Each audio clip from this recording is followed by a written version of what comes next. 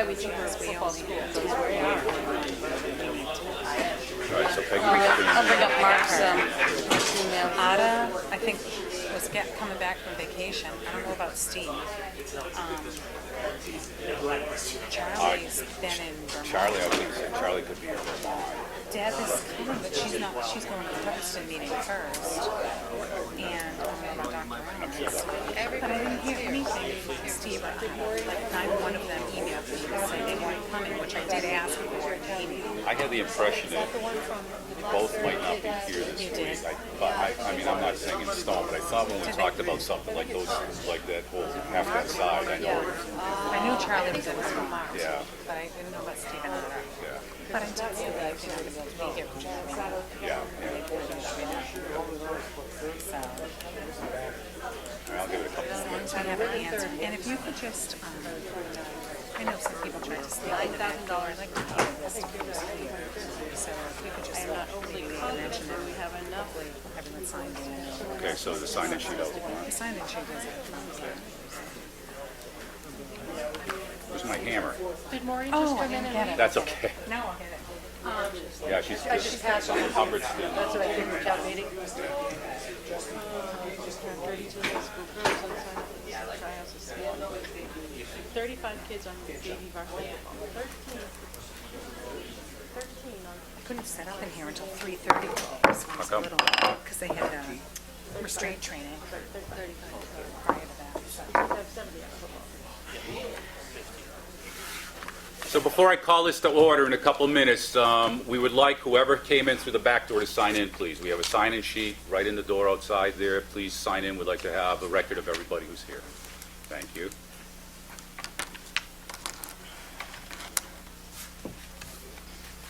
So we've got the motion.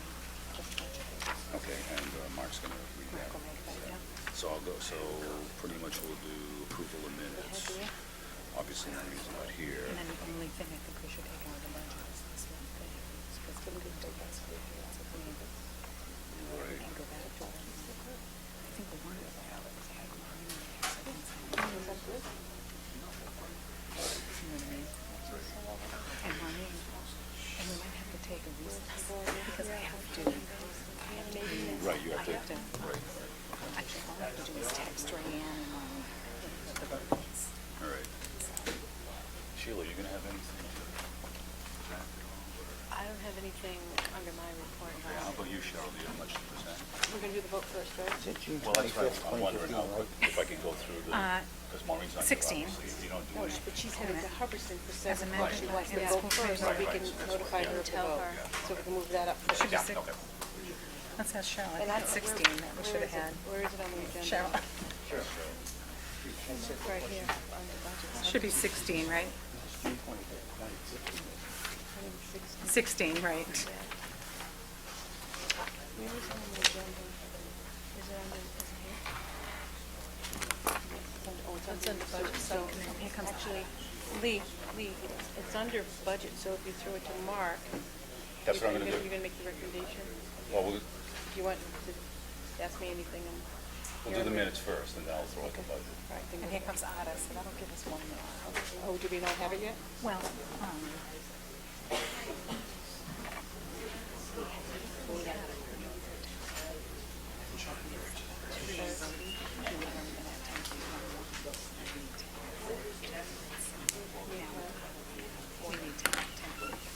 No, Lee, I have a question, maybe you can answer. I was at the selectmen's meeting last night, and they were talking, because I was being they have 20. wait a minute. I like to be prepared. And me too. They were saying that they would have to postpone the meeting because they would have to vote on a different number. Did you talk to them? I haven't talked to Lily. Oh, okay. I talked to Maureen, she believes. They need to What you vote on said? July 2016, was it 2000? And they couldn't have done that. I was just going to say, can't they change it on the floor? Well, that's what I asked. Yeah. They said, Katie didn't see anything. I think we can. Because they've changed it on the floor the other way. When it's a town meeting. Yeah. Yes. I mean, I know they've changed it to say, oh, we're only going to do this We're only lower gonna number. do Yeah, X. yeah. We can go. All right. Are you all set? All right, I'll call the meeting to order at 6:37 roughly. Approval of minutes for July 14th, 2016. Can I have a, So moved. Second. okay, any comments or corrections? Mark? Yeah, on the last item under budget, it, states here, unless, On the fourth page are you at, or? yeah, I'm on the fourth page. Was it discussion to the rule section for the Yoga Town on Friday, the town was 45 minutes to help out. I think that might be days. 45 days. I'll amend that. 45 days. Anything else? Anybody else? Mark, that is 2015. Okay, seeing nothing else, all in favor? Raise your hands, please. Opposed? Abstentions? Okay, we're good. All right, so I'm going to skip through administrative reports and go right to the budget subcommittee report, because our superintendent is at the Hubbardston meeting. If the numbers change, then we need to let her know if the committee agrees with whatever proposal the subcommittee will make. So, Mark, I'll turn it over to you. On August 8th, we met, and were informed by the administration that there were excess funds available, $118,847 from transportation. And we decided, then go to the meeting, that we would give that back to the towns to reduce their assessment, we returned the towns to reduce their assessments. And I'm going to make the following motion. Move the Budget Subcommittee's unanimous recommendation to follow administration's recommendation in accordance to Chapter 71, Section 16C, as amended by Chapter 233 of the Acts of 2014 and the school committee vote of June 25th, 2015. I move to transfer FY16's regional school transportation revenue to the special revenue fund and to reduce the FY17 budget for regular education transportation by the amount of excess funds available, $118,847. Subsequently, the FY17 budget will be reduced from $33,058,485 to $32,939,638. And for the school committee members, the recalculated assessments are in their package. So moved. Second. Yeah, second. Okay, so moved in second discussion. I just want to make just one comment. Oh, sure. Just one quick comment, just to the budget subcommittee. Fantastic. I'm glad that that recommendation is coming. We're taking a look. We could certainly put this in reserve, because we've had budget issues, we could do that. And we have a history of not doing that. I appreciate your budget subcommittee's immediacy of acting on this when the administration gave me information, and I will support that endeavor. So thank you, Mark, and your committee. And just for clarification, Cheryl, correct me if I'm wrong, or you can get into this, that the money became available once the state actually had a budget. On July 30th, when we realized we could use this, yes. Right, and then under the mass regulations, as Mark stated, we had a choice, the school committee had a choice, the district, of either we could put this within a certain account that has been created by the legislature for our benefit, or we can give it back to the towns, right? Those are our kind of two choices. No. No, okay. Our choices are to leave it in the general fund, Oh, okay. which would then drop to E&D, excess and deficiency. Funds in excess and deficiency at the end of the fiscal year is not available for use by the school committee until 2 fiscal years later, because that amount has to be certified by the Department of Revenue, which is not done until at least October. Okay. This legislation that was passed in 2014 allows the school committee to use it in a subsequent year, very similar to circuit breaker. It could go into the special revenue fund and be used for the very next year, but you have to use it all in the very next year. It's not able to carry it over more than 1 year. I see. So it's That's excess what- and deficiency, or this fund, which goes back to the towns in assessment. Okay. Any other discussion? Anybody? Okay, roll call vote, correct? Yep. Mr. Brophy? Yes. Mr. Deschamps? Yes. Mr. Kelly? Yes. Mr. Sarabia? Mr. Spear? Yes. Mr. Hanson? Yes. Mr. Leclerc? Yes. Mr. Wiggler? Yes. Mrs. Thompson? Yes. Mrs. Pease? And Chairman O'Lannon. Yes, Okay, passes. and that passes. Okay, Yeah. so do we need now to take a brief? I just need a minute to Okay, fine, so let's let her know and sit in Hubbardston. brief recess. You can speak amongst yourselves if you wish.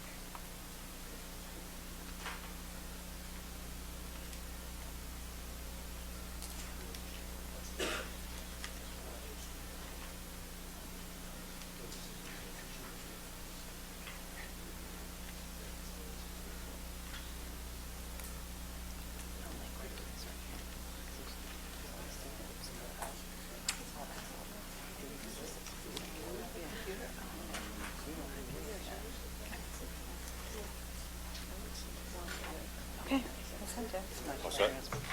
Okay. All right, so now let's, Get to my bag.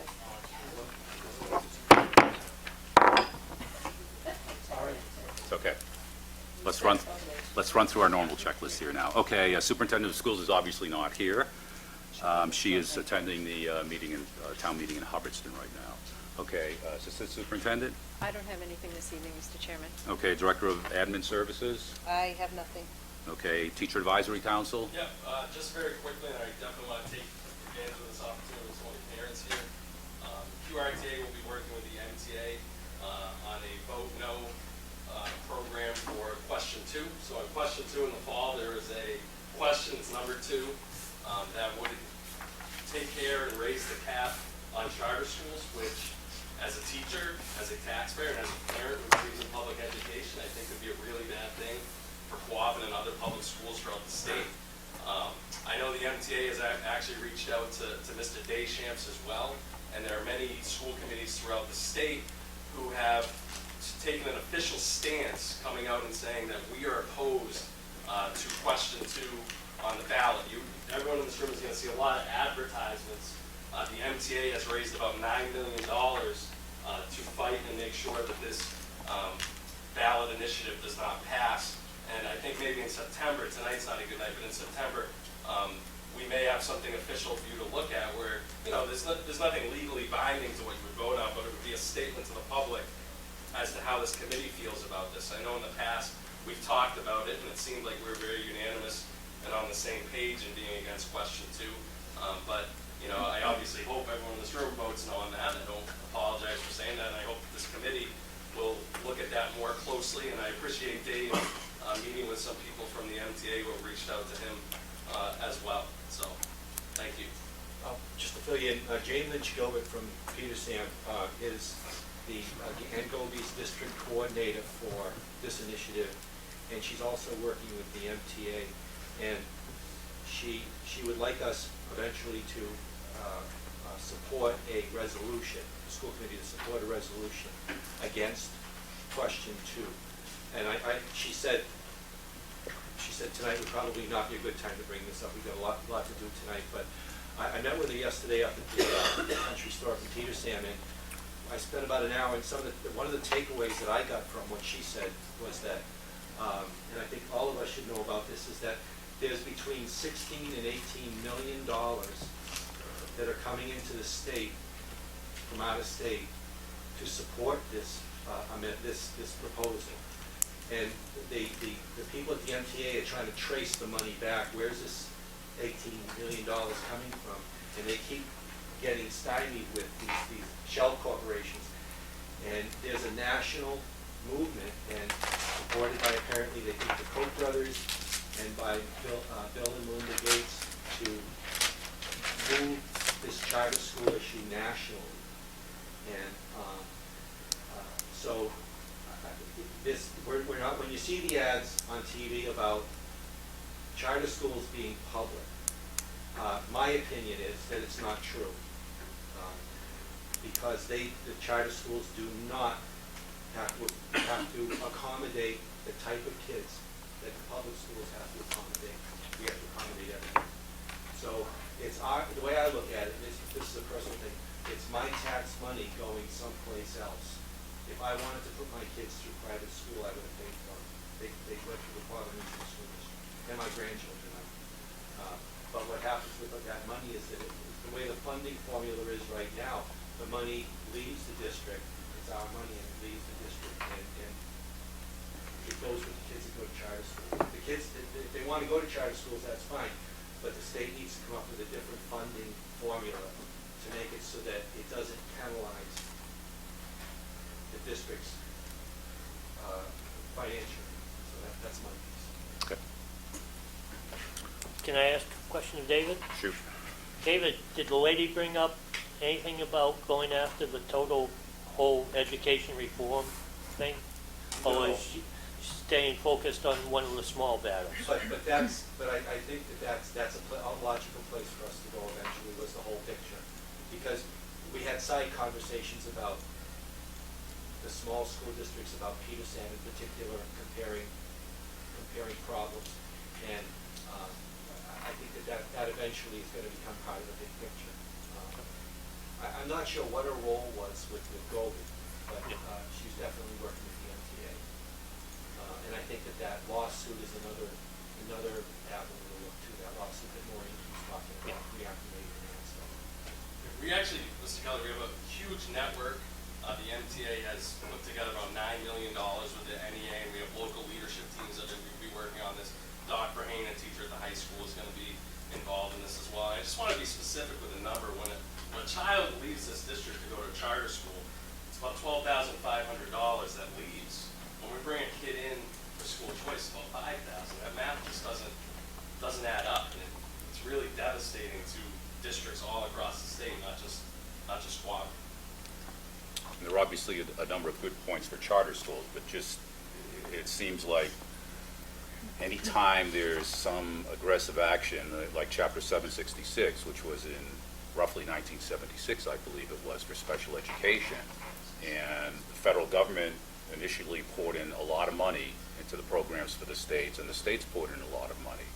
And then at some point, I don't know if it was the 93 change during that time frame, but then suddenly the burden came to the towns. And now, as we sit here today, we know the burden is almost totally on the towns, because circuit breaker doesn't cover much of anything.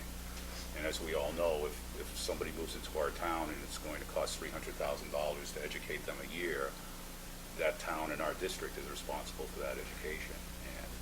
And once again, people need, special ed kids need that, but the funding situation is really not amenable to today's situation in our state. And I think the same thing with charter schools. We're looking at whether it's an inner city or whether it is out in a rural district. There are good things for charter schools, but as you said, there needs to be a funding pattern so that the public schools aren't hurt by that. Okay, student advisory, I presume not, or am I wrong? So I attended the reading conference in Malden. It's been decided that the primary focus for this year is going to be on the Every Student Succeeds Act, where we'll be revising and helping implement it into the state and schools. The secondary goal will be health and wellness. And we also have elections for the executive committee, which I am now a member of. And we also chose work groups from working on the Every Student Succeeds Act. Now, when you say we, what is the we? Who is the we? So we as the state, the representatives from every region that were voted up, and we all bring this back down to our regional councils to distribute it back to our schools, so we hear what they have to say about it. Okay. Questions? Bill? You're on the state executive council? I started out, I was As a voted by regional? Quabbin to be on the Regional Student Advisory Council. They voted me into the State Student Advisory Council, and the State Student Advisory Council voted me on the Executive Committee. So how far do you have to travel now if they have these state executive meetings? The state meetings are always in Malden. Okay. And And the then regional is, Hudson. okay. Congratulations on all that movement. Yeah. Wow. Thank you, too. So when you go national, make sure you let us know.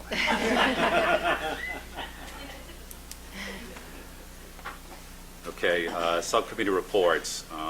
Admin review, Nothing? okay. Audit, nothing. Budget, I'm going to hold your other bullet for now. Central office, We'll have a meeting in September. Okay, collective bargaining, Just a real quick update for the committee. We met 3 times over the summer with the food service professionals, the cafeteria division. We have a potential tentative agreement. They'll be bringing it to their members next week, and I'll bring information to the committee next week, September 8th. okay. Questions on that? Okay. Elementary schools, nothing, I presume, okay. Plant and facilities, Nothing. all righty. Policy review, nothing. Special ed, all right. Task force, and Steve's not here, so I presume nothing. Technology, The okay. Collins Center will be coming on September 8th. For For what? task force, the Collins Center, we've Okay. been working with. September 8th. Joe Tyler, the task force. Technology, nothing, and solar retrofit, Charlie's not here, so nothing. Unfinished business, school consolidation planning, what was there, I mean, since Steve's not here, I could, We haven't moved any further. Right. Last year. okay, that's what I figured. Let me skip public comments, school committee concerns. Okay, new business, Can I sure, go back to unfinished business? oh, sure. School consolidation planning. I don't know if we were looking to tonight's meeting or September's meeting, but there will be a potential discussion and look at as a vote for moving the process forward because of the regional agreements. It takes us 6 months or so. Doesn't mean we're doing it. It does mean that we have to start the process. So I'm not sure if we're ready to take a vote this evening, or I'm not sure, Chair, I would defer to the Chair, or the September 8th meeting. But I know that's going to be something that we have to look at where we are in the process of that. Doesn't mean we move a full vote of that. Under the regional agreement, there is timelines and meetings that must occur and things like that. So I'm not sure what the prerogative is, Chair. A couple months ago, I think, before all the town meetings came into play, I think this Thursday, 25th, I believe it was, we were supposed to have a joint meeting, and that obviously isn't going to occur. So, and since Steve is not here, my thought is that we were going to have a joint meeting sometime in September where I thought part of the discussion was a vote will be taken then. Dave, do you have any? I was thinking the same thing. I mean, I think, just what Mark said, we're really tied to a timeline in terms of when to start, and we can disengage at any time. Right. But the idea is to start the process and either tonight or the September 8th meeting, maybe the September 8th meeting might be the time to look at it. Okay. Yeah, Mark. I just, one of the things I hope the Collins Center actually talks about, I mean, how far are they along? And I'm not really clear how far they're along, but they're along. Well, we really have to, I think, going forward, take a hard look at some mixed-use facilities. And, it's been mentioned in the town that I'm from, Hubbardston, that, with 57 or 60% occupancy rate, there may be, for many of the towns, in our community, an opportunity for them to sort of consolidate some of their operations in our facilities. So we really have to take a hard look at that. At least, and I got the idea that if we started now, the earliest it could happen would be, next September, a year from September, right? Well, if we get too far into the year, then it's going to be a year from, it's going to be 2 years from this September. So we really need to take a hard look at that, maybe work with the communities, and, because I know it's been brought up. Mr. Chairman. Yes. Mr. Ritter, what do you mean? Would you define mixed use for me?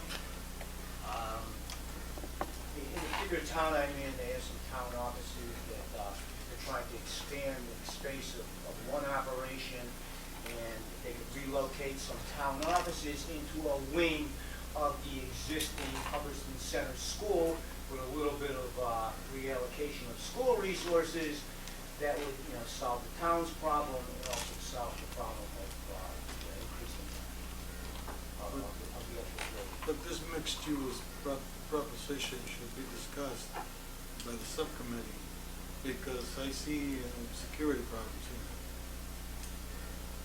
I think they can be overcome. So they should be discussed by the subcommittee. Bottom line is, I don't think it's impossible. It's gonna be tough. We send people to the moon, we can figure out a way. Security. Security possible. I'd like to send some people to the moon. I mean, if you just, cordon off certain wings, I mean, I agree, it's a security issue, probably get around.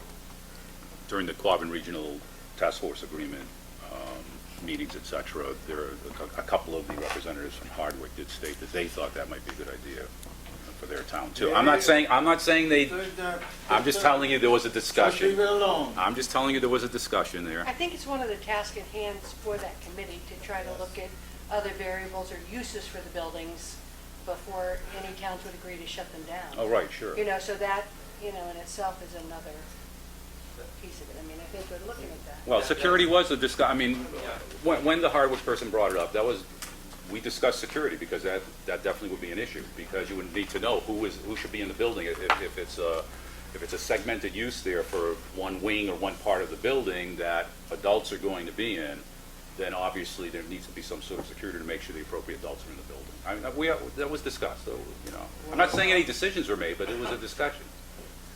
Maybe we should, if we got a deadline to meet on a schedule, maybe we should talk to Steve, or leave the chair on this one, to get it moving. Sure, Simple as that. sure.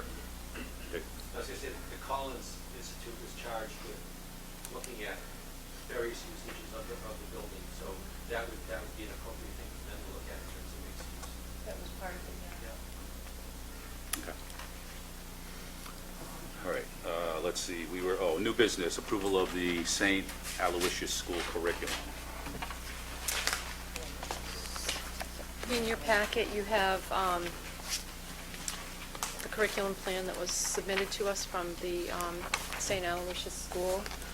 And under state law, it's the responsibility of the school committee to approve this curriculum. The superintendent and I have reviewed it, and we would recommend approval of the curriculum.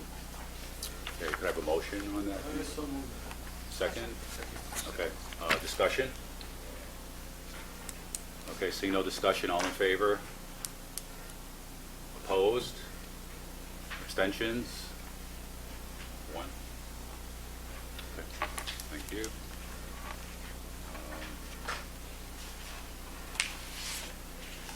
Request for executive sessions, we don't, that was your, okay, that's off. Okay, so, all right, so let me tread water back to budget. We have a second bullet here under budget. Mark, do you want to, Well, I'll open it, but Okay. I think we were looking for more input from, the school committee members, quite honestly. At the last budget meeting on August 8th, quite honestly, it turned into, we voted the budget issue, which we referenced earlier, then it turned into some discussion from parents who were here in the room as to the funding and the numbers and the availability of, the JV programs that were cut, particularly JV girls soccer and JV boys soccer. Now, I believe that Maureen had come up with a figure, Cheryl, maybe correct me if I'm wrong, of, like $30,000 to reinstate all the JV programs, but roughly 9,000 to reinstate the. I can confirm the 9,000 for JV soccer, but I can't confirm the other All number. right, but, so that's basically where we are. We asked them to take a look and see if there are any resources, particularly for the JV programs. There was some discussion relative to the benefit of having middle school programs, that we decided to, keep earlier on, and eliminating the JV programs, which is, as I explained at the meeting, if you keep the JV programs, you eliminate the middle school, then you have a whole different set of concerns from folks who have individuals in the middle school program. So it's just opening the discussion for where we want to go, and we're just looking at the program. Okay, so, all right, so let's tick at a couple things. Number one, the programs that were cut, Cheryl, refresh my memory, I think I know, but refresh your name. These were part of the package that the school committee voted upon for the $1 billion, Yes, correct? yes, this Okay. is part of the package. All right, so this is what we voted on, number one. Number two, we don't have a budget. And so I appreciate people coming in and would love to hear from you, and I know the subcommittees have heard from you, but right now, there's nothing we can do without a budget. If tomorrow we had a budget and we know what the figure is, and then we wanted to look and say, okay, can we play with the JV soccer, can we do something with sports? We could do that. Whether we would come up with it or not, I don't know. There were no promises, but at least we could do it if we had a budget. We do not have a budget. The place where certain people should go, please, I'll get to you. The place where people should go are to the town meetings because they're the ones controlling the issue. Everybody here will vote for anything we have the money for to get back to where we were $1 million or $1 million+ ago. So we understand your concerns. And we've been at previous meetings where, the music people, the art people, everybody is concerned with their little piece. And we can appreciate that. We'd rather see people that are concerned about it than parents staying home and saying, who cares? But the bottom line is we don't have a budget. So if I sat here and said, boy, let's play and maybe we can find $30,000, and if the towns don't vote a budget this week, it means nothing, because now we're going to have to cut another 100 or 200 or 300,000 or whatever it takes. So it's kind of we're in a twilight zone situation. We'll be happy to hear from you. We'd love to put all these programs back. Have your friends go to the towns necessary, or you go to the towns necessary and vote for the budget. A number of us have gone to selectmen's meetings, and all we hear from, not all we hear, excuse me, what we mainly hear from the selectmen is, gee, we don't hear anything from the people in town. They're not really saying something about the school budget. As far as we're concerned, they don't want to put any more money into schools. That's the discussion they're having. So you're in a way, you're preaching to the choir. It should be selectmen that you're talking to, because they're the ones in a couple towns that are controlling this issue. So having said that, I'm happy to hear, first of all, from school committee, further input. It should think it would be better to say that this committee does have a budget, but it is a budget that has not been accepted by the towns. Well, okay, Okay, that's. Sure. think, I understand, clearer, yes. Make it clearer, I'd like to see some numbers from the athletic department on the strength of the program. 'Cause I know we've had some issues with some of the programs, football, but, soccer seems to be one that's pretty strong. So before we, I think, consider it, I'd like to see the last couple of years of participation. Okay, but once again, we've Well, already... I don't think we can consider it now. Right, well, that's what I'm saying, we're not going to, there's nothing to consider now. You're happy to hear a discussion, but right now, we have voted a budget, and we're waiting for the towns to decide whether they want to approve that budget or not approve it. And if they don't approve it, then it's almost a moot discussion as far as, we're concerned, because we're going to have to find more cuts. So, So if by Thursday the budget passes in Old Cameron and Braintree, those are the two towns, can we put those things back in No, and still? well, no, not at this moment. no, not without cutting something else. I was just going to say, then we're going But to I have thought to there was shift going to cuts. be monies maybe in unemployment insurance that could, from what Maureen had stated. Unfortunately, something changed in the unemployment world. Teachers get paid in June and they don't come back to work until the end of August. However, the teachers and staff that were laid off in June because we were unsure whether or not they would have a position, many of which have gotten positions in other districts, are allowed to collect unemployment over the summer. Our first unemployment bill for 1 month was $22,000. So even though people will be going back to work in September, they're allowed to collect unemployment. So at this point, So did you budget for that, Cheryl? we actually made cuts to the budget in that last round to unemployment based on the fact that Dr. Marshall said he got a job, she got a job, she got a job, and then we got our unemployment bill and we can't challenge it. So right now, I don't feel confident in reducing unemployment any further. Let me see if I have the numbers right here, is what we've already done for unemployment. If you just give me 1 second, I can try to find it. Did you know that, Mr. Chair, this is a quick question? And I know you'll hear from the audience as well as the audience. Timeline, and you're right, you are speaking to the choir, we don't cut anything. We can restore anything. I do hear from the administration about where does the money come from. We hear that loud and clear. But if we're able to do and look at any type of sports, aside from the efforts of everybody to support the budget, can we look at it as my colleague is asking, and looking at the results of the survey of what the participation rates look like? Because we have a real emphasis of soccer or other sports. I'd like to offer as many extracurricular activities as we can. I think all this is the same. So we had the reality to cut that because we had low enrollments in these areas. And we couldn't sustain the cost. So I look forward to seeing that meeting. Do you think maybe in September we could look at? But you're looking at a deadline for these kids too. That's what I'm looking at. That's Athletics start Right, next week. right. So soccer started hypothetically already? Here's it. Enrollment. We do have an email from the athletic director that says they do not have sufficient numbers in JV soccer boys at this point. So the signups have already happened, and they do not have sufficient number for the boys team.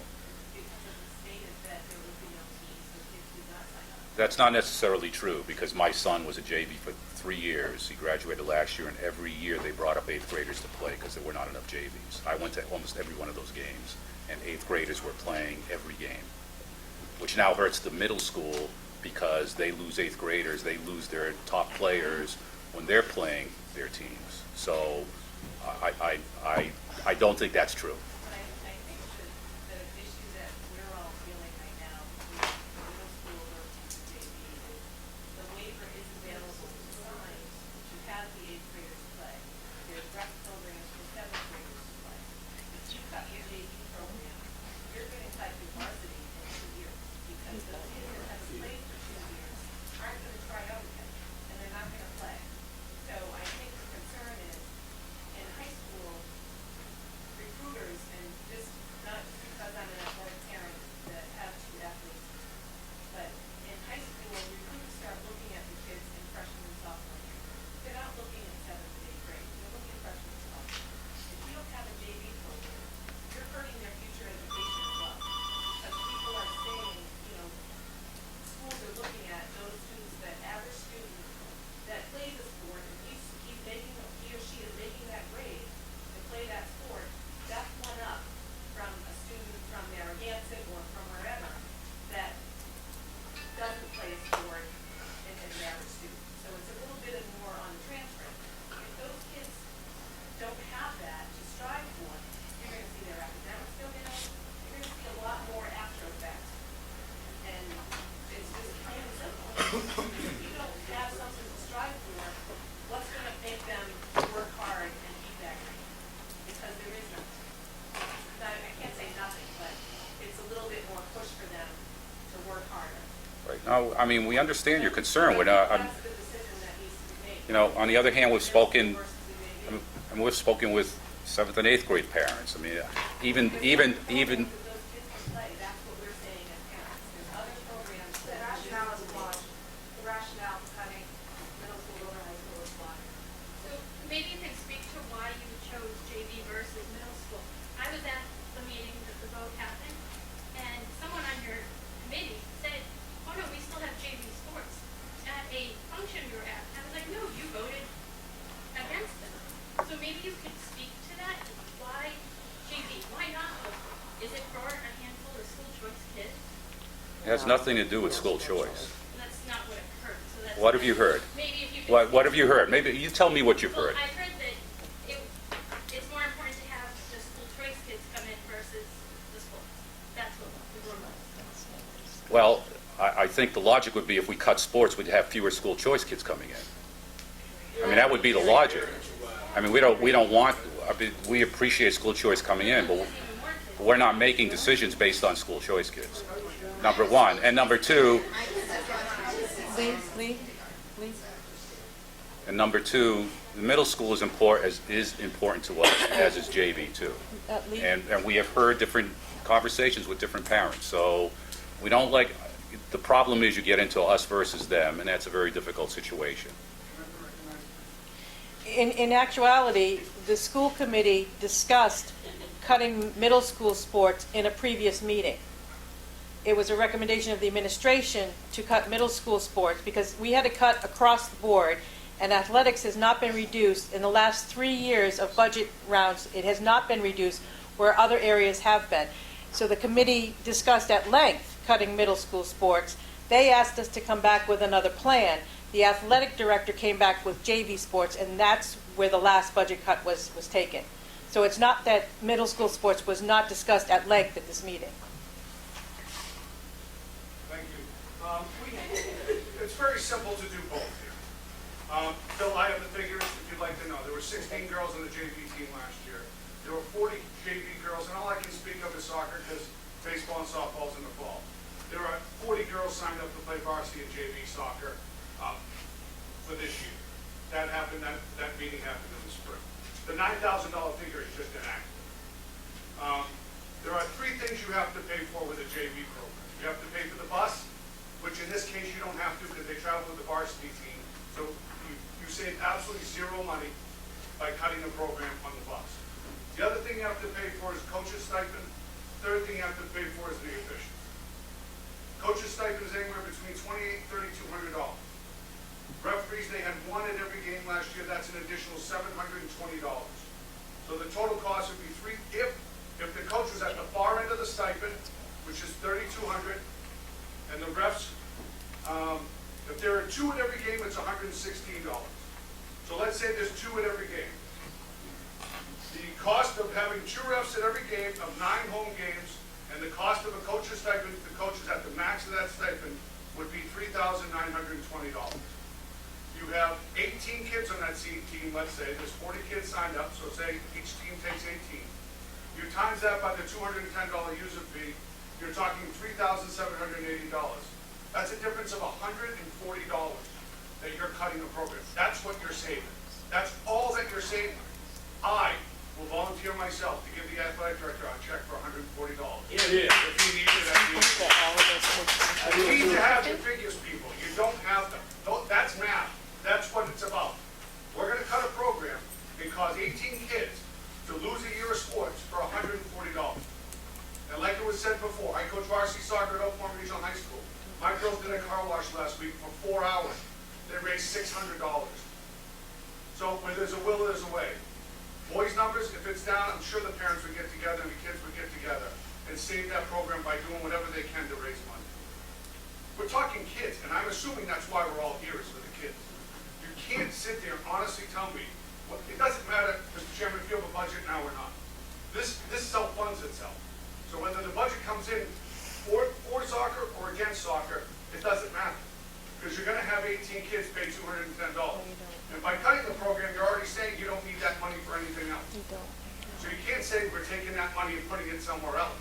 Because you've already cut the program, which means you don't need it for anything else. So all that user fee money that the kids pay can go directly to the JV soccer program. And it's a simple problem-solved solution. Mr. Chairman? All athletes do not pay the $210 fee. If the students are on free and reduced lunch, they do not pay a fee. If they're on free lunch, they do not pay a fee. If they're on reduced lunch, they pay a portion of the fee, which I believe is $35. Can you tell me how many kids were on the JV girls soccer program that were on free and reduced lunch last year? Not without going to run a report with the food service director, no.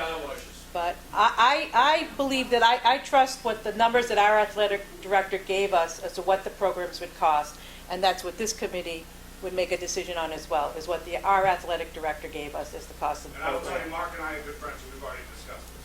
So. Oh, well, then someone needs to report to school committee. Well, you should, but I don't know what other cost there is that I didn't include. I'd like to know it if I didn't have it. okay. Thank you. Yes? If anybody doesn't know, I'm Steve Holland. I'm recently the QIBL travel coordinator for Providence Youth Basketball. I know I'm going, but at our meeting Wednesday, we were informed that the schools were going to be shut on Sundays. Can you confirm if that's true or not? Yes. That is directly affects your feeder program for your school in basketball, if you do that. We lose all our Sunday home games, we lose the revenue at the gate, we lose our jamboree, which I've already got scheduled for Tim Pollard for November 12th and 13th. That goes away, that's our huge fundraiser. These kids start playing in the 5th grade, rec, travel. If this happens, it's going to kill your program. QIBL already pays a user fee for use of the gym. We weren't informed that we're not paying enough. We'd be willing to pay more. We just need to open a discussion to find out what we can do to save the program. I don't know who to go to for that. We've tried to contact Marie Marshall. I know she's busy. There's, QIBL is probably very bottom of her list, but I'm looking at the program again. If you kill this program, you're losing kids. You're not going to have a basketball program.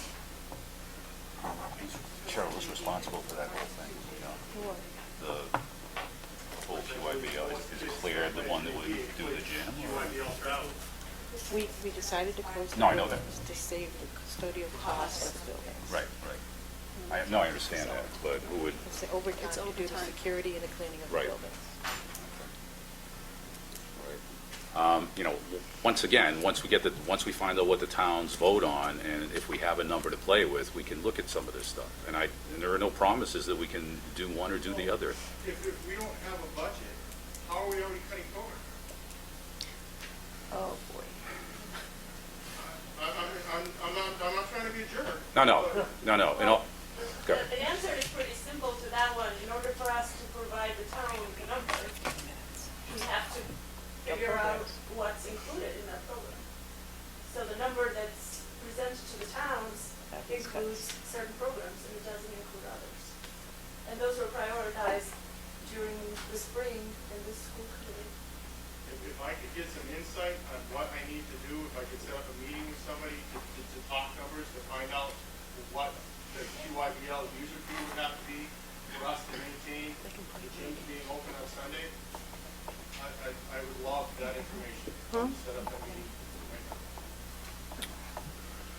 Once again, it's something we could look into, but until we have a budget, until the towns give us, either agree to our budget or come back and say, you gotta cut more, it's difficult for us to do anything at this point. And we'll know better within 2 or 3 days, because I think all town meetings are done by, Monday. New Monday is Braintree's. New Braintree. New Braintree's, okay. Yes. Is fundraising an option to keep the teams together, to keep the JV teams going?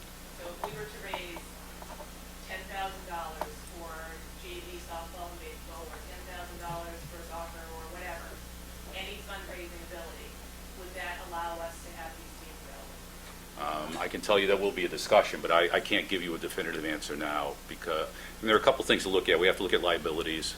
I mean, there are people who have volunteered to drive kids instead of if we lose a bus. I'm saying Well, if I fundraise enough money to support this program, or if parents collectively fundraise enough money to support a program through boosters or through car washes or however we want to do it, is that a possible solution to keeping these teams going? What do you think, Cheryl? Possible? I think it's a discussion that has to be had. Well, I know it'll be a unless the discussion. funds are raised before the season, we can't be paying for coaches and paying for buses before we have the funds available. That's by law. If I don't have the money, we can't run the program. If I present you a check for JV baseball, softball for $9,000 Before signups? Before signups, I is mean- that possible? That's not my decision. This is this board's decision. It would not be my recommendation unless we had it well in advance, but that's not a decision that I am available to make. Okay, wait. I just I looked on that want to side. say, I'm a parent and I was there when we formed the Quabbin Youth Basketball League. And I've been there ever since, off and on. But till we get our final figures, it's just But it's already been cut. You've already said you cut this program. from because we have to the budget. give a figure to the towns. Exactly. And if it gets rejected, we have to come back and cut more. Exactly. But So you're not why- answering my question. If you could pose a committee for this, then maybe that would be helpful. If it's possible to write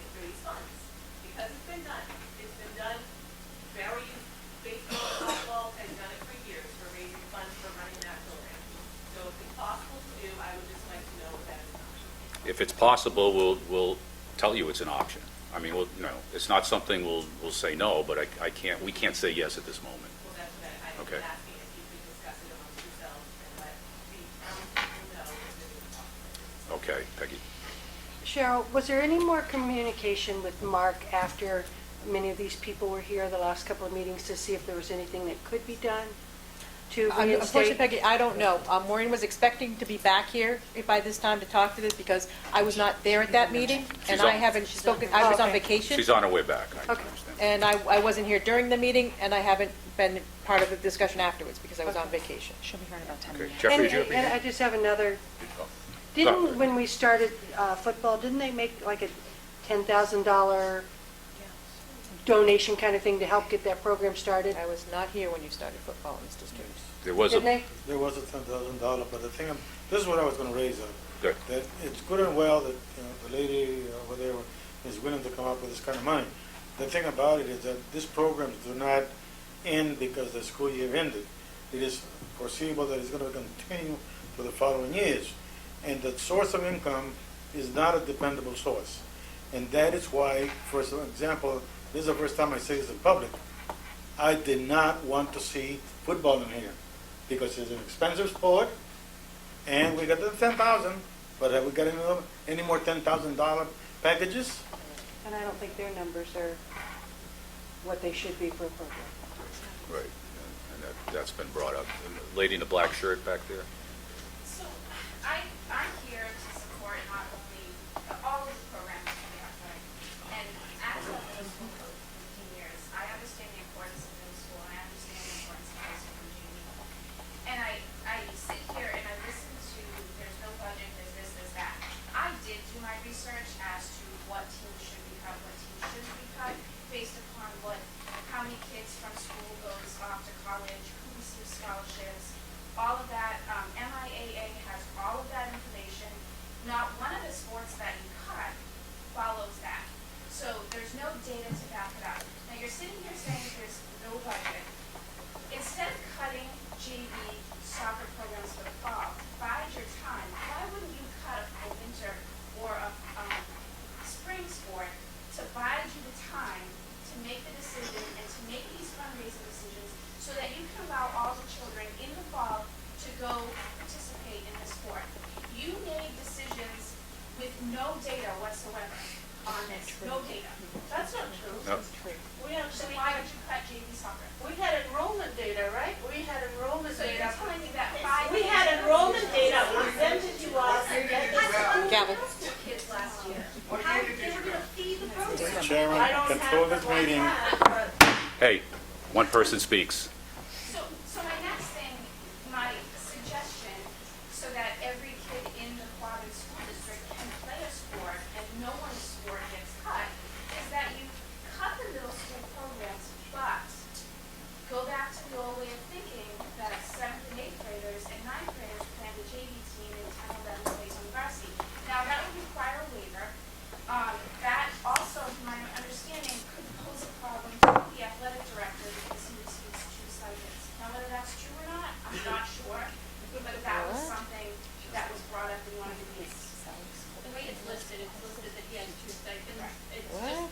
just, I think how it was listed. It's how it's listed. Who has 2 stipends? I think it's middle school and high school. That's what His time is split between the middle school and the high school. That's not stipends, that is his salary divided over 2 funding So would that affect sources. if there was no middle school?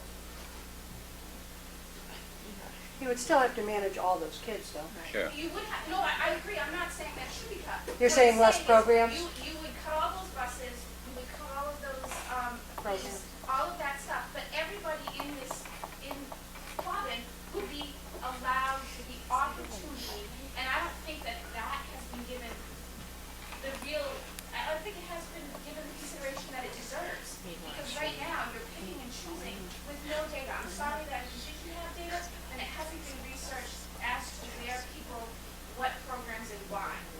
Mrs. Musnicki? Days when you play and my children play, there was one building with one administration. I understand that, I understand why it happens. There isn't now. There are 2 principals and 2 separate buildings, so you can't combine those two. That is a great kind of. Only on certain grade things. and only if the team is undersubscribed, they can't plant a high school student on the team. So it would work in But most states. what my argument is, there are rec programs available for seventh and eighth grade. But what I'm saying is, Okay, please. Mrs. Musnicki's recognized right now. Are you done, Mrs. Musnicki? I am, because it's an MIAA policy.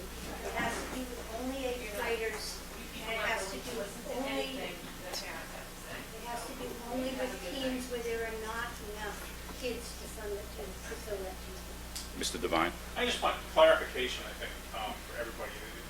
So correct me if I'm wrong in terms of what I'm going to say. The school committee has presented numbers to the towns for them to vote on it as a budget. The first budget that went to the towns, there was a reduction in athletic funds of $65,000, if my memory is correct. That budget went to the towns in town meeting, and even with a reduction of $65,000, the towns rejected the budget. The town said, we will not pay the budget, even with a reduction of $65,000. The school committee had to then reconsider what other additional cuts need to happen in order for us to present budgets to the towns that they hopefully will vote to support. An additional, if my numbers are correct, $30,000 in cuts, which included these JV sports, was cut from the budget, so then another number went to the towns again, and they're in the process of voting that budget now. When we had the town meetings 2 months ago, or that budget failed in the towns. The towns did not support the budget that already cut $65,000. My expectation is that the towns, at least one of the towns, maybe 2 of the towns, will not support a budget that cut an additional $30,000. It is critical that for these sports to be reinstated across the board, $95,000 in cuts are already in place, even if they accept the budget that's there. This school committee has done yeoman's work and has been very diligent in terms of looking at what needs to be done. And they presented numbers to the towns that have been rejected. The money needs to come from somewhere if it's not going to come from the town. Athletics is being hit just as much as a lot of other things, and other things are hit even more in some ways. We lost a number of teachers at the high school. There was a loss of teachers at elementary schools. There was a loss of educational services in this district, and athletics are part of those educational services. The only way the whole budget can be, the only way it can be whole is for the towns to support the budget as it was originally presented. That will not happen. They've already said no to the budget as it was originally presented. And that was with $65,000 cuts in athletics Originally, yes. already. What I don't understand is, we want to have all these things back at the expense of what, and where is the money going to come from? Because it does not appear that it is going to come from the town meetings. And I hope that all the people that are here tonight that are very concerned have participated in those town meetings. Because that is critical. And you need to say something at those town meetings. And as Mr. Lannon said earlier, you need to talk to your select boards. Because this school committee doesn't want to cut anything. They have suffered through trying to figure out how do we service our kids in the best way possible. They don't want JV sports to be gone. They don't want to cut $65,000 the first time. They don't want to cut teachers' positions. But the bottom line is the money doesn't exist.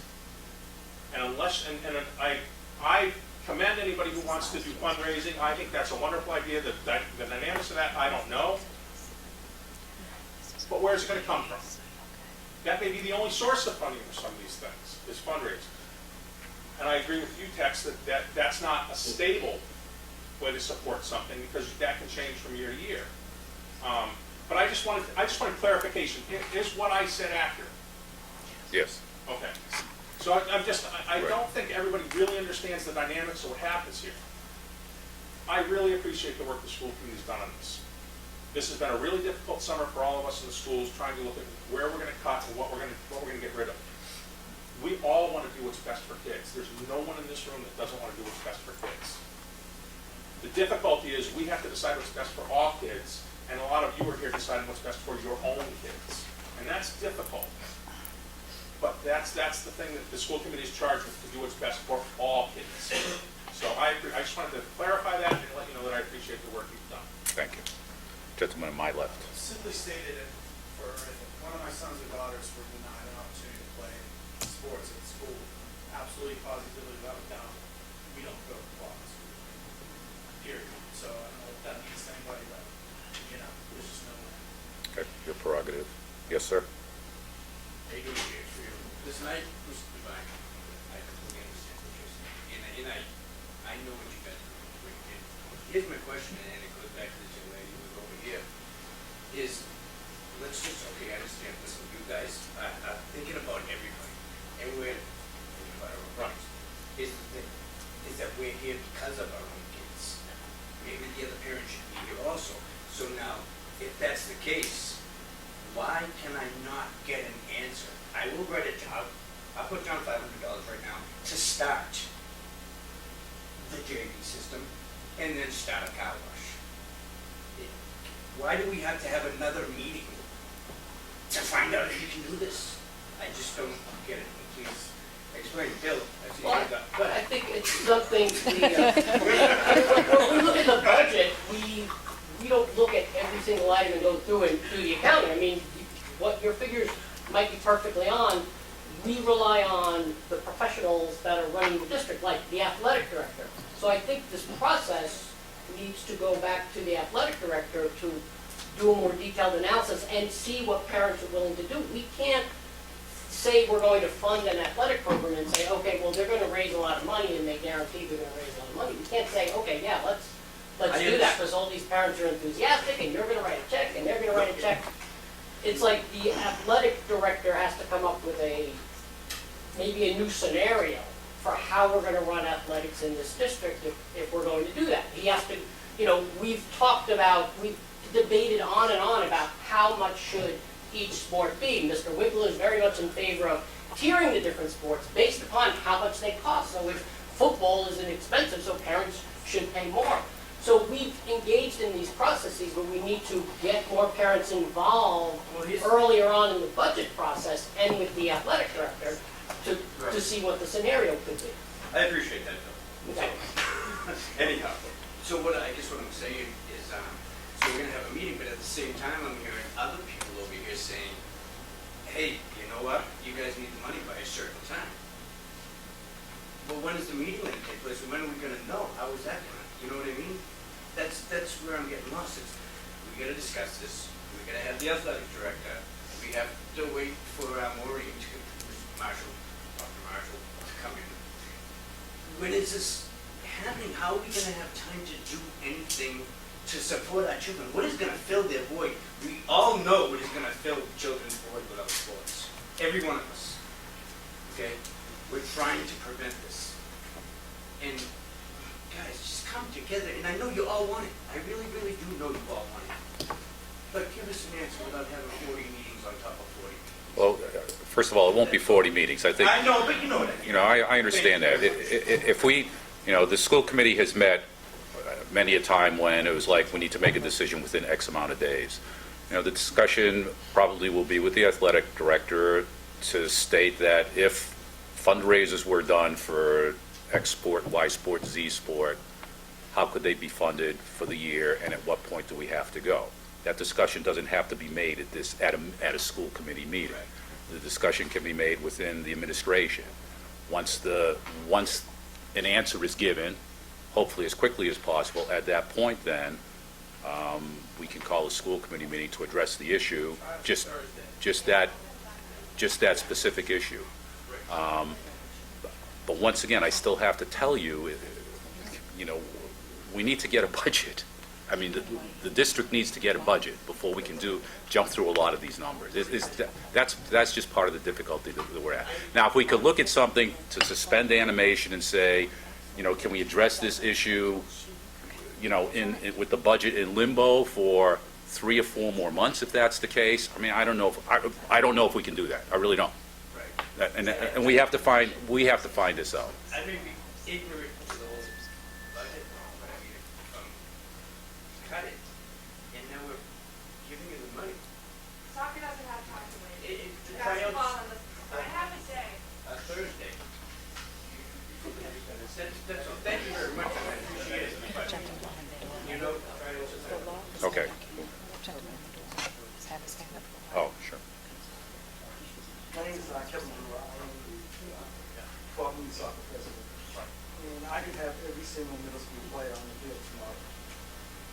I can't do that for the high school age. Somebody mentioned that we're here for our own kids. Well, my kid's in 8th grade, and even though she enjoyed her experiences in soccer last year and track as well, I would give that up because I know there's greater opportunities for the JV program. I think what people are kind of confused about is why middle school was cut. I'm sorry, JV was cut over middle school. And, you know, to me, running a middle school program has to cost the same amount or less, the same amount as a JV program. So why not use that JV program so that these kids can still play? I can put kids on the field tomorrow. Actually, I just came from practice. I can get them playing. But and I know that there's baseball teams that can do the same thing, football teams as well. But once they get into high school, it's so difficult to get them out there. You know, because they're trying out. They get cut weeks after I have to get my teams into my league. And so they don't have that opportunity. And once they get cut, they're gone. Never to play again. So that's what I think people are kind of upset about. And I would very much be in favor of substituting JV for middle school. And I think if that can be made tonight, which it doesn't sound like it can be, but the price has to be the same. And if you can support middle school, then support JV instead. Thank you. Mark. Just one quick, I know you, hearing from the parents, we are glad to hear, again, just a reminder that we've been going through this process for several years. We've been nickel and diming this district, we've been talking this way. We don't want to cut one of those programs. We have true budget issues as it relates to the amount of money of how we educate our students here. And we are at a crossroad. We've heard from the music, the arts, class sizes are increasing. We hear from the Teachers Association of what their perspectives are. I'm glad that you're here. But when we have budget meetings in the spring, we're lucky to have one parent here. I got your hands, I know the chair, but what I'm saying is, this is the crossroad we're at. Not only are we now cutting sports, that not one of us is supporting this, not one of us. I understand that you're asking us to make a choice now and do something. We have to follow within the confines of law. So if I'm able to fund something and have that funding, I have to. I can't do it on a wing or a prayer. I hear that, and we hear that. But I'm just sharing this with you. Your passion is in the right place, and you got to continue this passion. Not only are we dealing from the state level and our programs, but we are either going to pay the bill, all of us, and support programs for kids, for Quabbin, throughout this district. Doesn't matter what town you're from, as long as we support the Quabbin budget. These are Quabbin students, regardless of where you come from. 2, we might consolidate. 3, expand. This is where we're at. 9 years of budget issues we have not had. We've had tough times. Now the reality is the chickens are coming home. Class sizes are going to be phenomenal pretty soon. I got class sizes in elementary levels. 2 years ago, I got legitimate concerns in elementary school saying, excuse me, I got 29 kids in schools. You got class sizes over here. So yes, we are not deaf to your perspective and what we can do immediately. Absolutely not. But I need this passion and drive to continue, not only in the sports, in the arts, but in our budgets through our towns. You have more of the power than we do. We have the power for a budget, yes we do, but it's contingent upon the vote of the towns. So I will do my power, I will support wherever we can. I'm a believer in going on a what if, but those what ifs, sometimes I get dragged back because I do ask and want on those what ifs to do what is right for kids. So I will defer to the administration to give us some time, the direction to make sure we keep in the legal bounds. But I'm glad that you're here because finally the pulse is being felt of what is happening in our school district. And you're right. I've been here 26 years. My children went through here. I had a good education. I sit here and advocate for the best for all our kids. But we're now at a point of a crossroads where we do not. Somebody mentioned it. I may have to leave. I don't want to hear somebody leaving. I want people to stay. I want more homes here. This is a great community. We choose to be here. So what I'm asking is your support. I will defer to the proper folks to do this. The chair is right. We had to cut a budget and it was rejected. So I don't have the money elsewhere to make the program work right now. I don't have the ability to move left, right, or between with a budget piece right now. So that's why I will defer to the proper folks. But you have our support. We don't want to cut anything. And, you know, I'm sorry, I didn't go on. Are you done? I'm done. Give me some more. The lady in back. I'm Laurie Sheldon, I'm a first grade teacher at Redwood Lane, and I just wanted to make it clear that it's been really hard for, like, not just the sports programs, but in general. My husband, 22 years, has been cut from full-time to 2 days a week for physical education. So the art programs have been cut. I'm teaching first grade, I have 28 in the class, so things are not ideal anywhere, and I think the bottom line is we need to get people to vote, and especially the towns like Oakland and New Britain. I don't know if it's gonna help us this year, but I think we really need to start, like, I don't know how. I know, like, you can't promote it, but we need to, like, Facebook or something, promote that. Like, these things are really affecting our kids, and I almost feel like this year we're in trouble. It's, you know, I don't know how much we're gonna be able to get back this year, but we really, really need to, people need to know it's affecting all of our children, and it's not in a positive way. Thank you. I understand that, and I'm sorry for your family's plight that you have to go through. You know, I got up earlier, and first of all, the fundraising thing, obviously, you guys have already set that precedent that can be done. When the football team gives $10,000 to save the football team, that's the precedent. It's set. You can't pick and choose. It has to be able to be done. I gave you a scenario half an hour, 45 minutes ago, that with all due respect, and I mean this with all respect, that if the kids were the number one thing in your perspective, you all would have jumped out of your seats and said, give me that paper, let me show this to the AD. We can save JV soccer without costing the district one penny, and they can start on Thursday. I And understand. you all just looked at me like a deer in headlights. Well, I'm not. The AD director has to come to us with that proposal. We don't. Proposing to cut it. I don't understand what that means, Bill. Whoa. I don't understand what that means. We look for cuts, and the athletic director proposed this I cut, understand saying, that. I'm going to save this much money.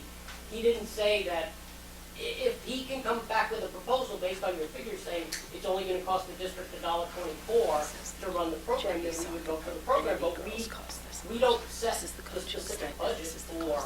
I understand that, but what I'm saying is the scenario is here, and it's a factual, mathematical scenario that will not cost the district a penny to start JV soccer, JV girls soccer on Thursday. I would think we would jump at that in a second. We can appreciate what you presented, but once again, I can probably have 5 or 6 coaches in here, and I'm not disputing the figures you came up with.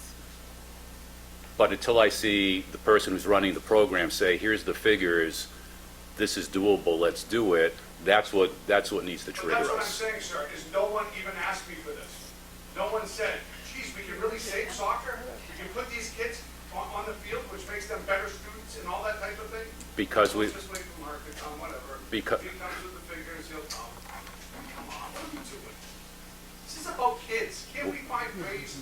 we understand that. Where were you 6 months ago when we were agonizing I over? didn't find this 6 months ago. I didn't find out about it 6 months ago. We didn't know the towns were not going to give us the money for our I original. find out at the summer league games, and the second to last game, we find out that the program is been cut. We- When was it put out there, sir, where we could come and voice our opinion?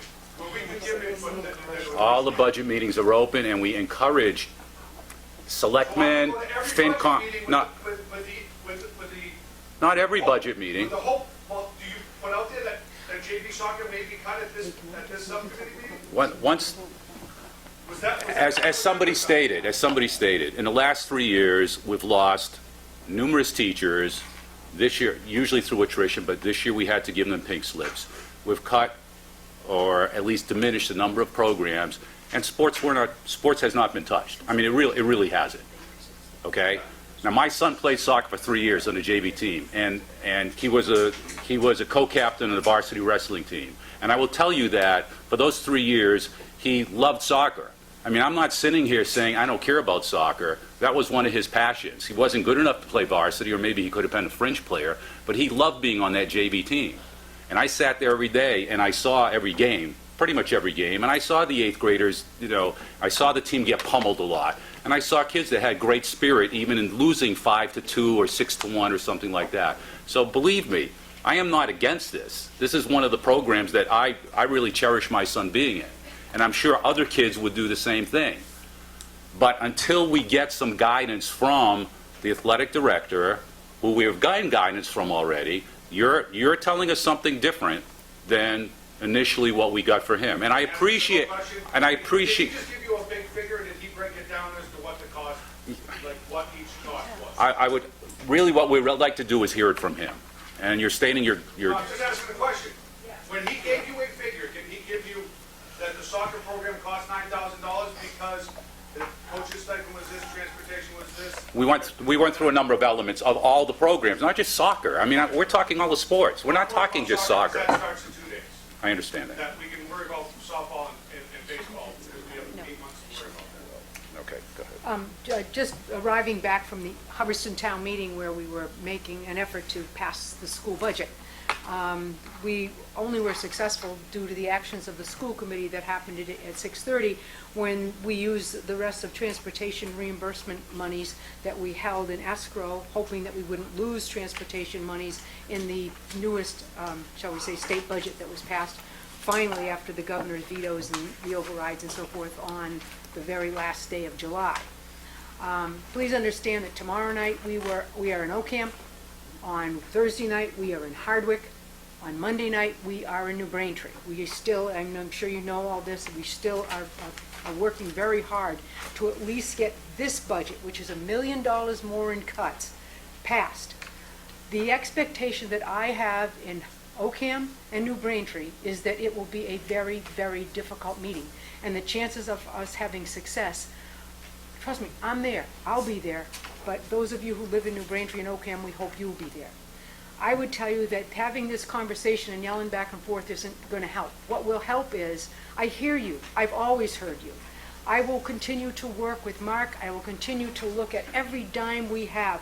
There's nobody probably on this school committee, okay, who does not want exactly what you want. But I know what's going to happen rolling around our next school committee meeting, because the music people have already said, well, you know what? We're not getting free music lessons anymore, and we're going to come to the school committee meeting on September 8th, and we want free music lessons back. They will be as passionate as you, and I want them to have this too. We will continue to work with you. I will look at your numbers. I don't want to be a deer in the headlight. I have had numerous conversations with our athletic director about this and other sports, about JV football, and is that the best, use of our money? Is it better to put the JV girls on the field? Do we really have enough young men to have JV soccer as well? Do we have an 8th grade problem? Trust me, we are talking about all the time. We are doing a very specific Title IX audit to ensure that we're spending enough money on the girls equivalent to what we're spending on the boys. We have been asked, because our cheerleading crowd wants the cheerleading group back that really has been under sort of manned for a number of years. So we're looking at that. I would tell you that if it was so easy to be, $4,500 or $9,000 or whatever the figure is, we would do it in a heartbeat. My concern is that every group that comes and says we want 4,000 or 9,000, we probably can't accommodate you all. So what we're trying to do is say, okay, we need Mark in the room. We need to beat up those numbers again. We need to try to do what is fairest. And listen, I want those girls on that squad to be on that field tomorrow or the next day, whenever they're eligible to be on that field, right with you. Please understand that. We will continue to work with Mark. I will not say to the committee this evening, this is impossible. I will work as hard as I can to try to find a way to make this happen. And understand, I need you at town meetings. I only get one vote, and it's in Barry, and they've already voted. And so some of you come here, it's the wrong meeting. It's the wrong meeting. Help us.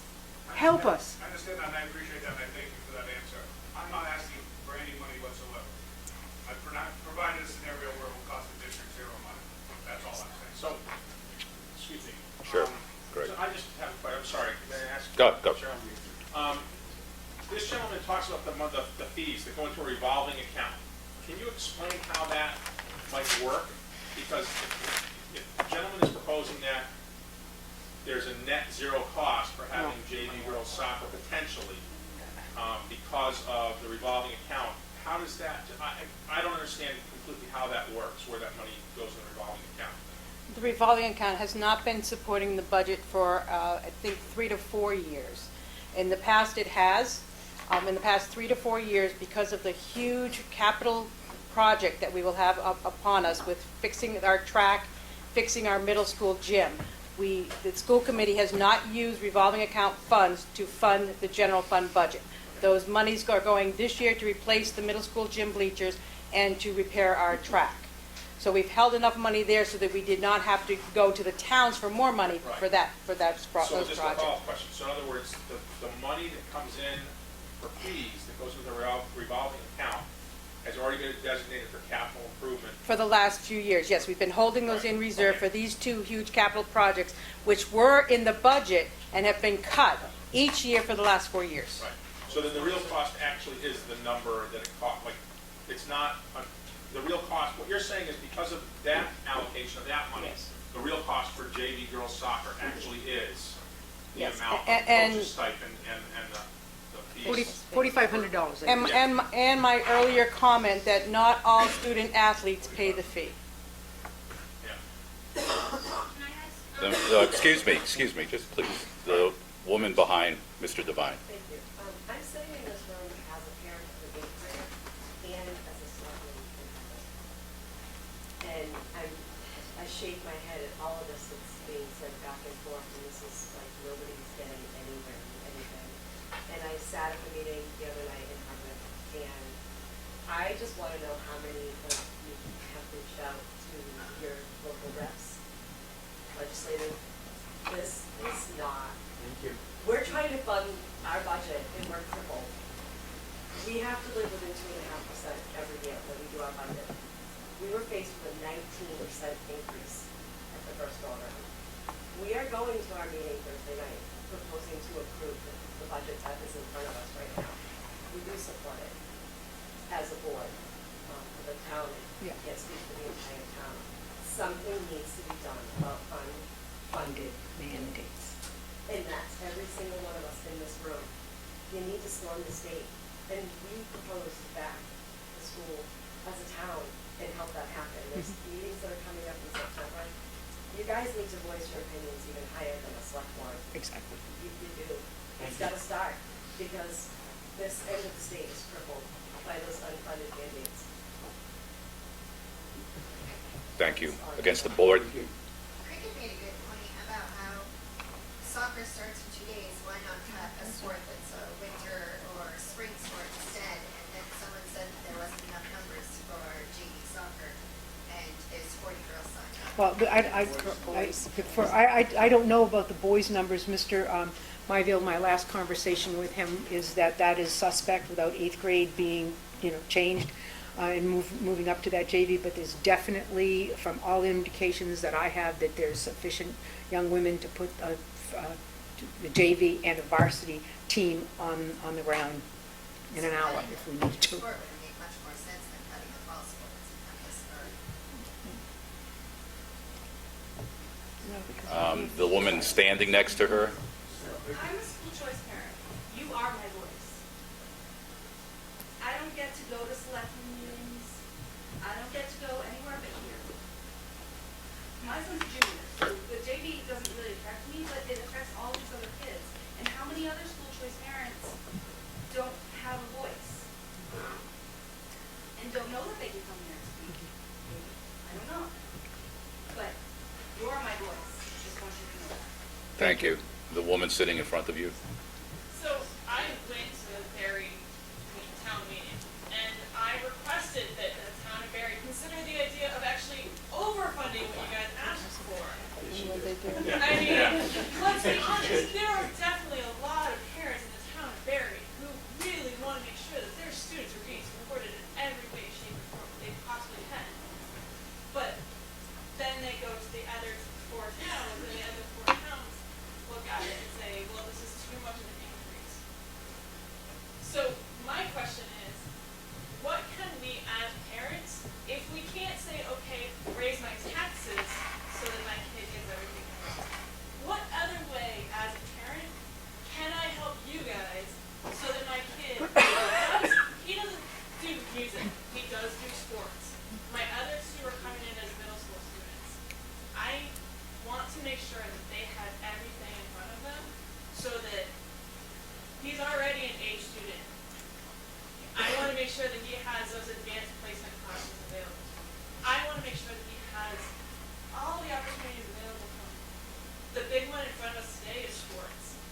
what can I do as a Berry parent who already asked you, or asked the town to support you even more than they wanted, or than you were asking them to?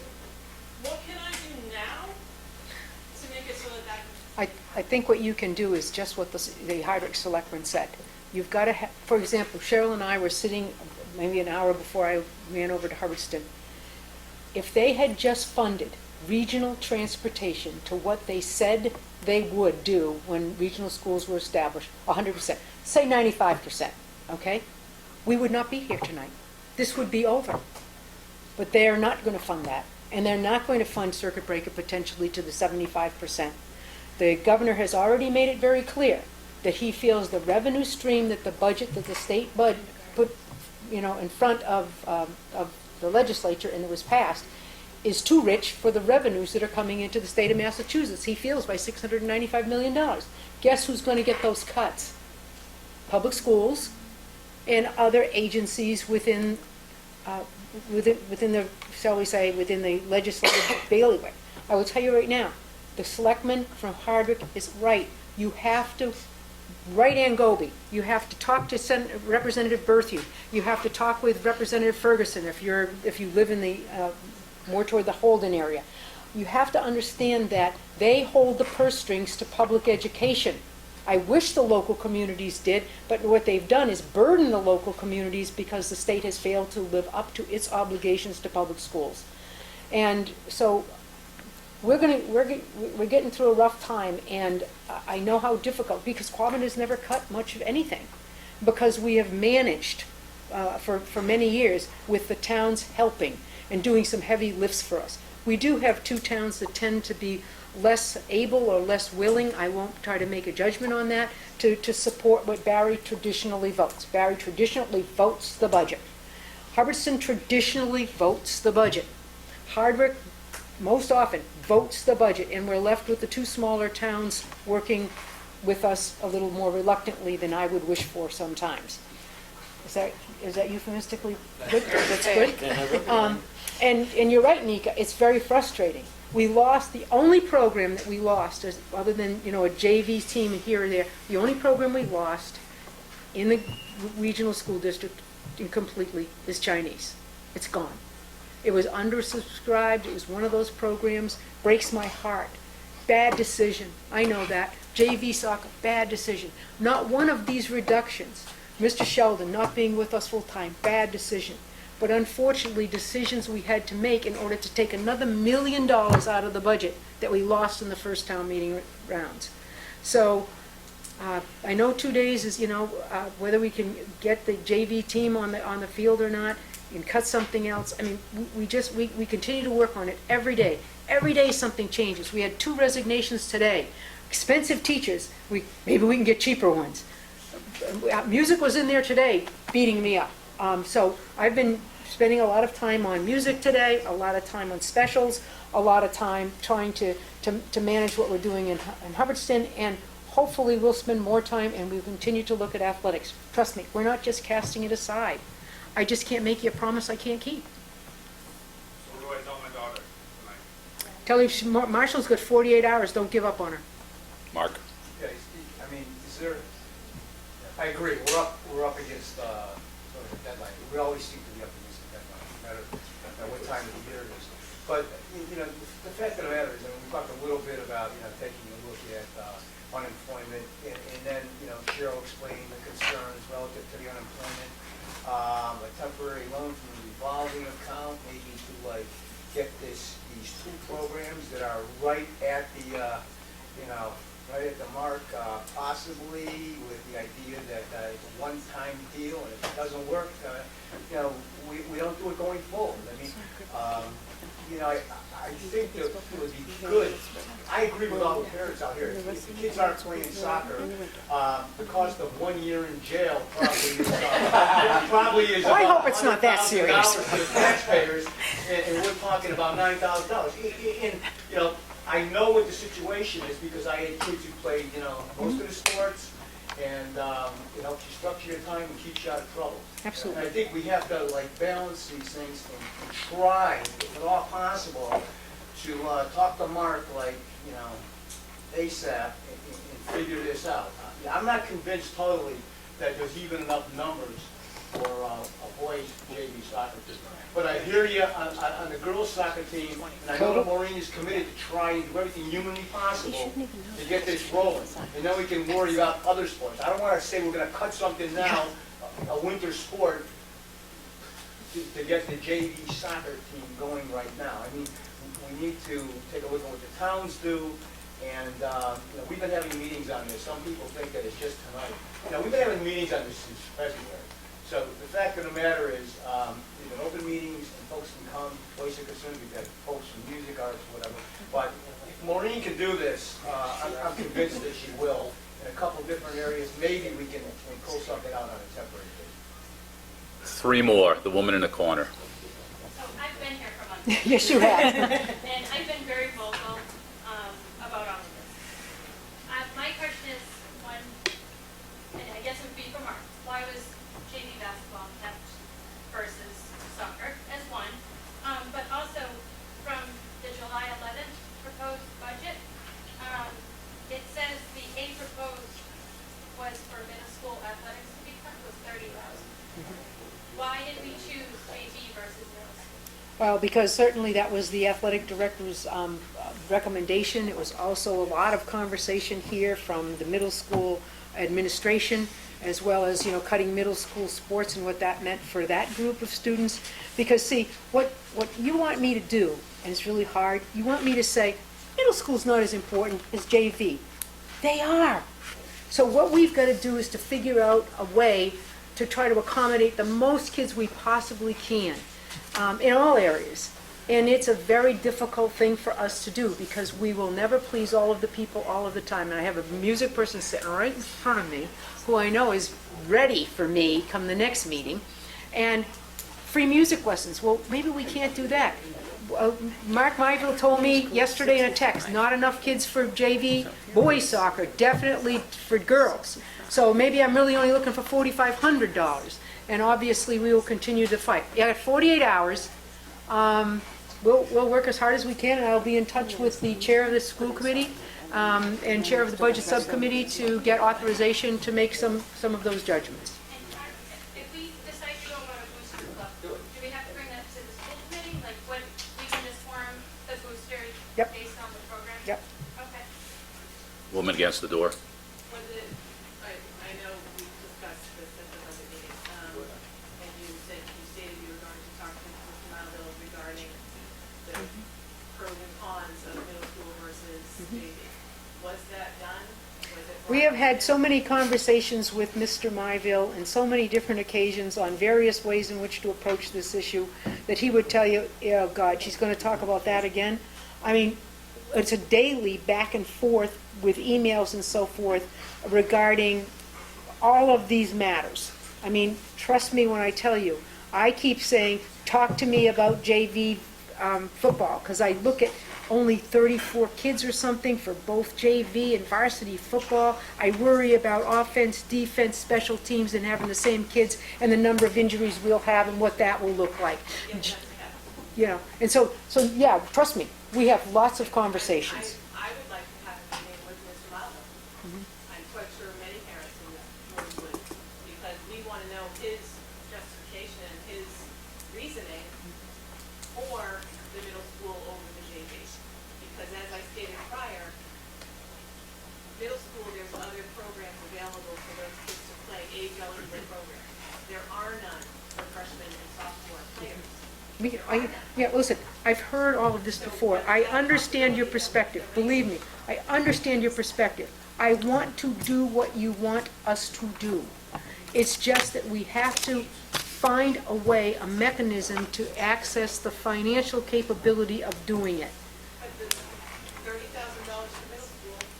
No, I'm not going to play the game. You want me to cut what your kid's not in. I'm not going to play that game. I have to play the game to say, can I access out of other areas of the budget, whether in unemployment's an iffy thing, can I access $4,500 to fix this? Not, can I cut middle school to take care of 9th grade? That's not right. So what we've got to try to do, because then I'm going to have all the middle school parents up here, So what we've got to do is to try desperately to look at some of Mark Wigler's, as the chairman of the budget subcommittee, he made a recommendation about looking at the revolving account. What's the upside of doing that? What's the downside of doing that? And yeah, we could do it, and what does it mean for other programs and other capital expenses that we have in the district? So we'll look at that. I mean, there's other things in the district budget we'll continue to look at. Every day, an expensive teacher resigns because they decided teaching is not for them, and we hire cheaper. I've got a little money. So I had 2 of those today. So give us some, we continue to work on it. Last one, the young lady. I play field hockey, I don't play soccer, but yeah, I'm still here supporting the rest of the kids in my school too. My question is, yeah, you have an issue with the budget this year, but if you have an issue this year, and yeah, you come up with a temporary solution, what about next year? What are you gonna cut next year? So, if you're gonna cut more next year, I would like to know, like, if you have Well, see, if you had been, and if people really understood the budget problem has to do with special education cost center exploding this year due to out-of-district placements. Unusual, unheard of, over X number of years of putting budgets together. The chances of us having another year where you would say, am I right, Kristen, the number, an explosion of that cost center is slim to none. I do not anticipate the same, I mean, it would be unheard of. We need to work at the state level, but special education is one of those areas that the state has got to help us more in. But it is very unusual to be in this circumstance. The parents who are sitting here would say, yeah, we've never even been here before. Very unusual. Usually we're duking it out, whining and complaining, on small money. But this year, as Harvick pointed out, it's a very heavy lift for them to support this budget. And what we're supporting are special education placements that were children who have multiple issues that can't be addressed in our school district, and some are addressed in hospital placements. We don't usually ever see that. So I don't expect us to be here this way. Good question, though. I don't expect this to be a problem that continues to exacerbate our budget situation. We will always be tugging around with, reimbursements for transportation, reimbursements for other mandates we don't get. We need to fight hard for that to keep the high quality of programs we have at Quabbin. But good question, but I don't think we're going to be here in such a mess. It really, when in early February, when we heard the out-of-district placements and some move-ins of children from other communities that we were going to have to fund, we're talking hundreds of thousands of dollars sometimes for one child for one placement. Overwhelmed us. Over $1,300,000 of new special education costs that the district just, we can't cut, and the towns can't manage, and they're doing the best they can. So we continue to have the idea that we will, special ed will maybe continue at the same level, but to have another year like we've had this year is unheard of in my 30 years of putting budgets together at Quabbin.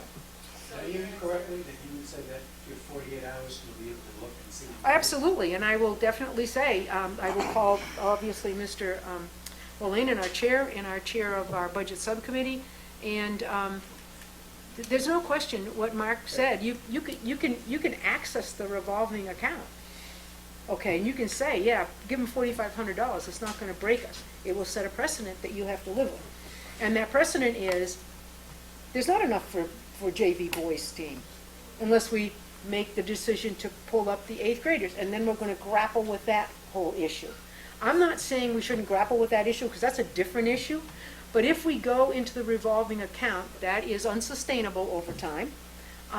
Maybe it gets us out of a tough spot for at least 48 hours. We may be able to replace that and not really use that, that funding source when we see what my staffing pattern is going to look like. I mean, I'm not lying to you when I told you 2 resignations today, a couple of long-term subs, a few more transfers that we've made since we've been to the towns.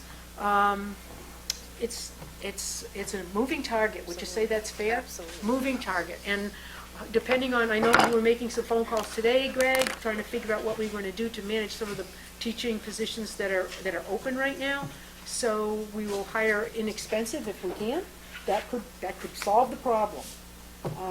But what makes me worried is that if we don't pass this budget in Ocam and New Braintree, we have no budget. Are we gonna cut more deeply into the budget, or are we just gonna wait for the commissioner?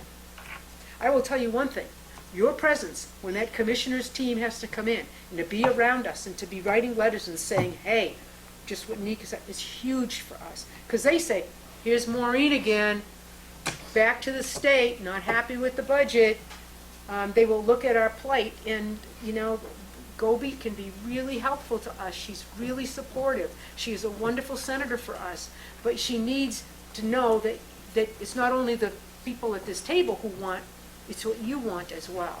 So give me 48 hours to look at it. I'll talk with Mark more. We'll go back and forth on email and phone and so forth. Cheryl and I will look at teachers that have resigned and what we're planning to do for replacements. We've had a couple paraprofessionals to resigned as well. We can, you know, people who resigned at higher steps, will make them be replaced at lower steps. Potentially, we can save some monies there that can make that happen. But understand, committee, I suspect, come September 8th, the music people will be here in force. And we cannot fix them for $4,500. We can't give free music lessons. We just can't. That's $50,000, $60,000, $70,000. And I don't have a revolving account. Thank you all for coming, and if you're in one of the towns that need to vote, please go to vote. If you have some relatives there, Yeah. please tell them to vote. We're serious, we need your votes. We need your votes. Mark? No, I was gonna say, what you can do, Maureen knows what I'm about to do, and I'm gonna say it publicly, Maureen, you know I'm gonna do this. I do? I need somebody to sign a lawsuit for the state. I think it's time we sue the state like we did with McDuffie and Hancock, the inadequacy of funding. And what did it take? It took an organization called MTA to fund that, because we need lawyers to do that. But it also took what? Parents' names on a document of inadequate education. She said she's willing to do something. I'll bet you she might be willing to do that, I'm not sure. But can you help us or give us an introduction on that? Because maybe not you personally, but you know what I mean. You know what I do. And I mean, there's no, so that yeah. folks can understand. If us parents raising $30,000 gets the JV sports back to the district, I will sign whatever you want. I'm not putting you on the spot. Parents in this district would raise $30,000 if that's what you guys said. I don't even think it's 30,000, so. But I mean, if that's what you guys can tell us, like, as parents, we need you guys to go and fundraise. We need to have this much more put into the budget, and it needs to go into the revolving accounts. Nika, I'll be on the phone to you. And it I'll won't be be, waiting. and it won't be 30. Okay, you tell me, because I'm not kidding. Like, we would be willing to help if we knew how. Okay. That's why we're all here. We're not here to scream at you. We're here to say, okay, how do we do Now, it? some of you are mumbling, so come on. Motion? I think all of us as parents are really here because we want to help you guys to figure out how to do Thank you. it. And if we can raise the money through a carnival, through whatever it takes. But I know that boosters has to be separate. So is there a way for us to do it as support to district, so it goes straight to the district, and it doesn't require 501, yeah. yeah, because that's another set of paperwork that we as parents. Right. And we don't have the time, we don't have We can figure that we don't have the lawyer to do it. We have the will, and we have the want, and some of us have the checkbook, not me. But we're willing to try and figure out how to help the district, if you guys will tell us how to do that. Girls varsity raised their own uniform money last couple of years. They're willing to help. Thank you. That's it. Motion to adjourn. I have a motion to adjourn, second. Yeah. Thank you.